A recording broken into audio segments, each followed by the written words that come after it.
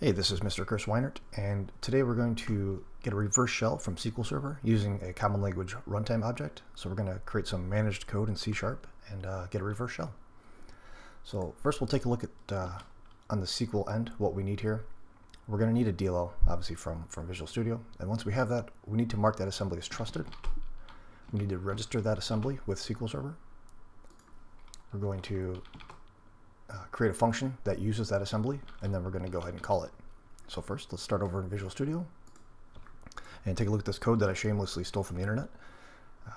It's going to expect an IP address and a port, and it's just going to use some stream readers and stream writers to interact with command.exe, which is going to be spawned on the SQL Server itself. And I don't do anything with error handling. I'm just trying and catching because we don't want anything to explode on the server itself. So go ahead and compile this. Success. So go ahead and take a look at this in File Explorer. And debug. There's our DLL.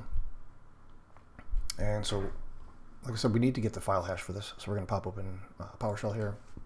We're going to go get dash file hash dash algorithm. We need the SHA-512 of dot reverse DLL. Oh, and flagged by AV, of course. We're going to go ahead and allow that. And let's try that again. Okay. So the good thing about this is that so our AV flagged this as malicious. This could happen on the SQL Server as well, but we're never going to drop a file on disk. We're doing this all through memory, so we don't have to worry about that. So we need this hash. It is truncated, so we need to pipe that to format-list. All right, and so let's grab this hash here and give it back to SQL Server. We need to prepend it with 0x to let it know that this is hex. And go ahead and add this. We're good. All right, so now we need the actual hexadecimal, the binary for the actual DLL itself, and we're going to pass that to SQL as well. So for that, we'll just pop into XXD, which I got that somewhere here. This is just this is my git bash command because I had it handy here. So xxd-p reverse shell .dll. Okay, let's send that up to hex.txt. There we go. So take a look at that. We need this all on one line though, so let's go ahead and clean that up. We'll get rid of the new lines. And we're going to grab this big long string and send it over to SQL Server here. So create assembly. We're going to call it SQL reverse shell from, and then this is the the hexadecimal representation of that binary. And you can see that it's quite long, big scroll bar here. So we'll go ahead and run that. All right, sweet, we got it. So now we're going to bind that assembly method with the SQL function. So we're going to create a function called totally legit function. So if any prying eyes want to take a look at it, they'll know that this is totally legit. We're going to pass in an IP and a port, and it is going to then call the SQL reverse shell, which is what we called it right here. So it's going to call that assembly with this reverse shell CLR.class1, which comes from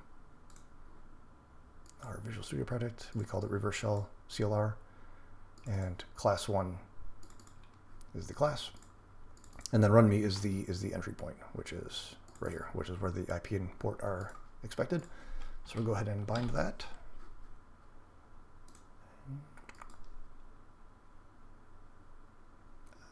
Assembly hash is already trusted. What did I ran the wrong thing here. Oh, did I already run it? I must have already created it. Okay. So now we just need to run this. So let's fire up a netcat listener in another machine here. So let's SSH into 192.168.3.13. Okay. So this is just a separate Linux machine that I set up, and we're going to fire up a netcat listener. verbose listen on port 443. with sudo. And so we're listening. So we're hoping that when we execute this select function over here, that it will connect out to our third-party machine. So let's go ahead and execute this. And you'll see that it did connect. So we are definitely on the Windows machine. Who am I? We are NT-service / Microsoft SQL Server. So in a properly configured SQL installation, you're going to have a low privileged account here. But a lot of times, people install SQL Server with local admin accounts, domain service accounts, hopefully not domain admin accounts. But if you have something that's, you've got a foothold, so you can go from here. But if you've got a privileged account, you're in business. So that's it. Thanks for watching.